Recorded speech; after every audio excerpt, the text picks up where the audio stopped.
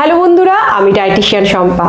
আর আজকে যেই টপিকটা নিয়ে আলোচনা করব সেটা অনেকেই আমার কাছ থেকে জানতে চেয়েছিলেন যে বারবার করে কনস্টিপেশন হচ্ছে, ল্যাক্সেটিভ খেয়ে বা ফাইবার খেয়ে জল খেয়ে সেই মুহূর্তে তো ঠিক হয়ে যাচ্ছে, কিন্তু এই কনস্টিপেশনটা বারবার ফিরে আসছে কেন, বারবার করে এই সমস্যাটাকে ফেস করছি কেন।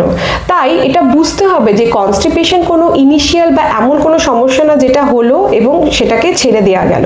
কনস্টিপেশন এমন একটা জিনিস বারবার করে হচ্ছে তাদের বুঝতে হবে যে তাদের গাটের প্রবলেম, অর্থাৎ গাট হেলথ ঠিক নেই, গাটের যে কাজ করার ক্ষমতা সেটা স্লো হয়ে গেছে, যার জন্য কিন্তু এই কনস্টিপেশনটা ফিরে আসছে বারবার। এবং অনেকেই আমরা যেটা করি, যখন এই ধরনের সমস্যা ফেস করি তখন প্রচুর পরিমাণে জল খাওয়া, ফাইবার খাওয়া, নিজের দিকে খেয়াল রাখা স্টার্ট করি, কিন্তু যেই এটা সলভ হয়ে যায় তখন আবার নিজেদের মতো লাইফ লিড করি। এবং ব্রেকফাস্ট স্কিপ করে দেওয়া, জলের ইনটেক ঠিক না করা, কোনো বডি মুভমেন্ট না করা, ঘুমের প্যাটার্ন মেনটেন না করা, এই সব কিছুই কিন্তু গাটকে স্লো করে দেয়, গাটের মুভমেন্ট, গাটের কাজকে স্লো করে দেয়, যার ফলে কিন্তু এই কনস্টিপেশনের সমস্যা বারবার করে ফিরে আসে। তাই বুঝতে হবে যে যখন আপনার পেটে প্রবলেম হচ্ছে, কনস্টিপেশনের সমস্যা হচ্ছে, তখন গাটকে ঠিক করতে হবে। আমরা যেটা জেনারেলি ভুল করে থাকি, কনস্টিপেশন হচ্ছে যখন প্রচুর পরিমাণে ফাইবার খেয়ে নিই, প্রচুর পরিমাণে শাক সবজি ফল হঠাৎ করে ডায়েটে বাড়িয়ে দিই, কিন্তু তার সাথে সাথে ওয়াটার ইনটেকটা বাড়াই না।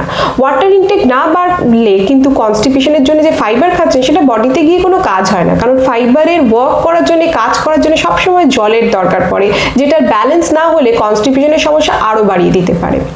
নেক্সট যেটা সমস্যা, যে প্রচুর পরিমাণে ডিহাইড্রেশন, অর্থাৎ জলের ইনটেক ঠিক না থাকা। কখনো মনে হচ্ছে প্রচুর পরিমাণে জল খেয়ে নিচ্ছেন, কখনো সারাদিন কোনো জলের ইনটেক নেই। জলের ইনটেক বা জলের যে খাওয়াটা সেটা ডিস্ট্রিবিউশনটা প্রপারলি হওয়া উচিত, অর্থাৎ প্রত্যেক ঘন্টা বা 2 ঘন্টা অন্তর একটু করে জল খাওয়া। এবং তার সাথে সাথে চা কফির এই পরিমাণটাও কমানো দরকার, কারণ চা কফি প্রচুর পরিমাণে ডিহাইড্রেশন করতে পারে। তাই চা কফির পরিমাণ কমিয়ে প্লেন ন্যাচারাল ওয়াটার, ডাব ওয়াটার, লেমন ওয়াটার এগুলো খাওয়ার চেষ্টা করুন। তাতে কিন্তু জলের ইনটেকটা যেরকম বাড়বে তার সাথে সাথে কনস্টিপেশনের সমস্যাটাও কিন্তু অনেকটা কমে যাবে। নেক্সট এটা যে কনস্টিপেশন যখন হচ্ছে বা বারবার যে কনস্টিপেশন হচ্ছে তার পিছনে আরেকটা কারণ হচ্ছে ল্যাক্সেটিভ।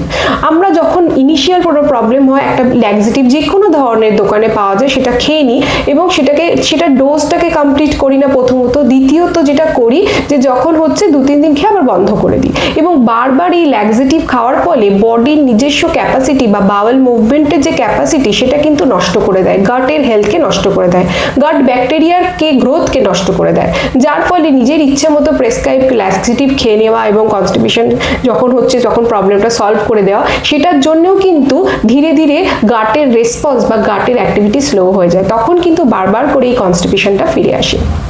নেক্সট যেটা যে বাওয়েল মুভমেন্টের কোনো টাইম ফিক্স না থাকা, অর্থাৎ যখন ইচ্ছা দিনে বাওয়েল মুভমেন্ট করা সেটা কিন্তু ঠিক না। যখন টাইমিংটা ঠিক না থাকে তখনও কিন্তু বডির যে ন্যাচারাল একটা রিফ্লেক্স থাকে সেটা নষ্ট হয়, সেই রিদমটা নষ্ট হয়, এবং তার ফলে কিন্তু গাটের ক্ষতি হয় এবং সেখান থেকে এই সমস্যাটা আবার বারবার ফিরে আসে।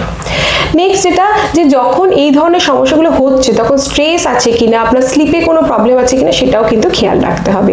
তাই যাদের বারবার এরকম কনস্টিপেশন, ব্লোটিং, ডাইজেশনের সমস্যা, তারা সবসময় চেষ্টা করুন গাটটাকে ঠিক করতে, পেটের প্রবলেমটাকে সলভ করতে, নাকি ইনিশিয়াল যে সমস্যাটা হচ্ছে সেটাকে ফিক্স করে দিতে।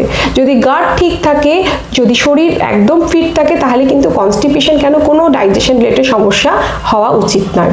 এবং তার জন্য যেটা গাট খুব নিয়ম ভালোবাসে, রেগুলারিটি ভালোবাসে, ডিসিপ্লিন ভালোবাসে, প্রপার টাইমে মিল খাওয়া, জল খাওয়া, ঘুমোনো, সারাদিনের body movement, stress relaxation, sleep, ঘুমের প্যাটার্ন ঠিক রাখা, এইগুলো যদি একটু রিদম, একটু নর্মাল, একটু ডিসিপ্লিন ওয়েতে করা যায় তাহলে কিন্তু গাটের সমস্যার সাথে সাথে কনস্টিপেশন, ডাইজেশনের সমস্যা অনেকটা কম করা সম্ভব। আশা করছি যাদের এই ধরনের কোয়েশ্চেন ছিল সেটা কিছুটা হলেও রিজলভ করা গেছে। যদি এই নিয়ে আরও কোনো প্রশ্ন থাকে অবশ্যই আমার ভিডিওর কমেন্ট সেকশনে জানাতে একদম ভুলবেন না। সবাই খুব ভালো থাকবেন, সবার সাথে আবার দেখা হবে। নমস্কার।